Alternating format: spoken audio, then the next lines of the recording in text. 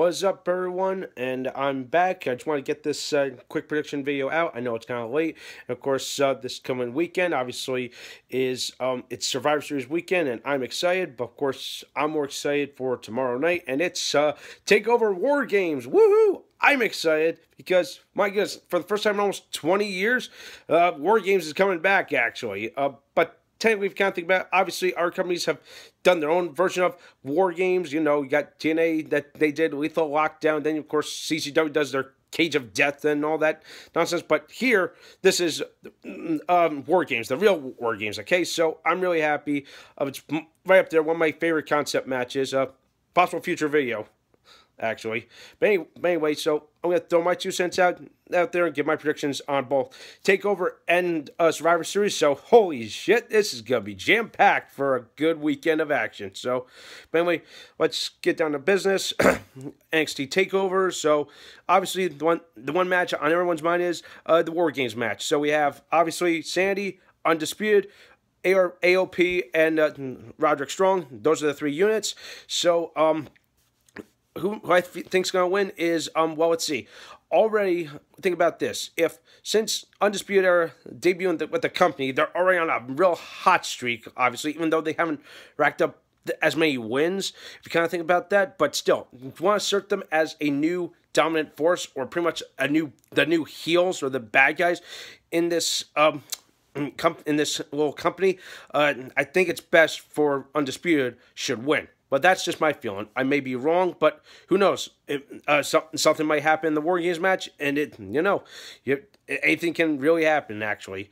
So, yeah, because here's another interesting thing, is that most of this match is pretty much just essentially a melting pot of several different storylines. You have Undisputed having beef with both Roderick Strong, AOP, and Sanity, and then you have Sanity, who still has unfinished business with the Undisputed Era. But of course, then again, AOP wants their titles back from Sanity. So a lot's going on here. So all this could possibly set up the rest of the year and see how the trajectory of the whole tag team division, actually. So yeah, so it makes sense if that the Undisputed Era should win, because if they win that means, oh shit, that means they could be the next guys to go for the gold, actually.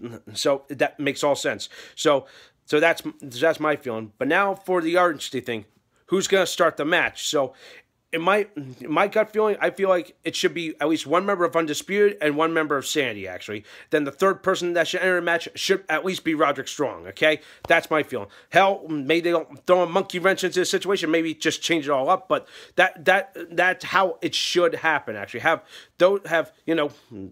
just at least one representative from at least each of those 3 units start the match, actually. Okay? So that's the War Games match. Now for the undercard. Let's see, the Fatal 4-Way match for the Women's Championship. I'm actually looking forward to this, but of course I'm kind of split between 2 people, and that's Ember Moon and Kairi Sane, actually, because, let's see, Ember Moon, she's been chasing this championship for the better part of the year, so I'm hoping she would win it. But then again, at the same time, I feel like Kairi Sane is probably going to win, because think about this. She won the Mae Young Classic. She's wildly popular, so why not? If she won this belt, won the Women's Championship belt, it would put her over the top. But then again, obviously it's a little too soon, actually. So my feeling is probably going to be Ember Moon, but I feel like further down the line, I feel like I would love to see a series of matches between Ember Moon and Kairi Sane. Think about that, people. If she can pull off a series of matches with Asuka, imagine the magic she can do with Kairi Sane. So that's a thought I want you to think about, okay? The NXT Championship, Drew McIntyre versus Andrade Cien Almas. Let's see. I saw what they could do live. Some good stuff out there. It has it. So what will happen in Houston is probably gonna be I don't know, up in the air maybe, but my gut feeling is that obviously it's gonna be Galloway.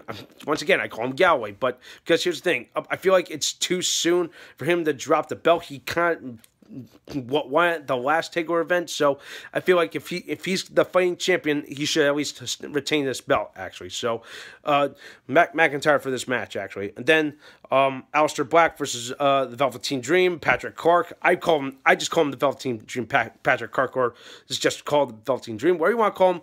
obviously, Aleister Black all the way because, quite frankly, I feel like the storyline's a little dumb. But then again, hey, you want to put the Velveteen Dream over the top, so why not? Get him over, so this is the way. So, obviously, Aleister Black all the way. Then, just recently added, obviously, Cassius Ohno versus Lars Sullivan. Holy shit. Let's see. I'm thinking, let's see. Lars Sullivan's got a bit of a mean streak in him. Cassius Ohno, he's good at putting himself as well as others over. So, I'm feeling Lars Sullivan's probably going to win this. But, of course, I hope this is probably going to be a much better squash match, in my opinion, than any of the other squash matches I've seen him do on NXT television, actually. So, that's my feeling, okay? So, that's NXT TakeOver. But now for Survivor Series, excuse me, here. Yeah, I'm doing this all with one hand. I got my thing in front of me. Okay, so obviously this is what making Survivor Series a little interesting for me is that almost every match is really Raw versus SmackDown. So finally, so I call this, how do I say this? Kind of like Super Bowl, the Super Bowl or Turkey Bowl of wrestling, actually. So why not? Because it's around Thanksgiving time. But anyway, so let's see. So we have. Let's see, Universal Champion and WWE Champion, Lesnar and AJ Styles. That's the big main event. Holy shit, I am really looking forward to this main event, actually. Man, I am really split on this main event. I love AJ Styles. I'm a big fan of AJ Styles. Brock Lesnar, obviously, he's a crazy dominant champion, but, geez, I call him the final boss, because literally, like, no matter how many times you try to throw anything at him, you can never put him down, except for Goldberg, what he can do to Lesnar, you saw what he can do.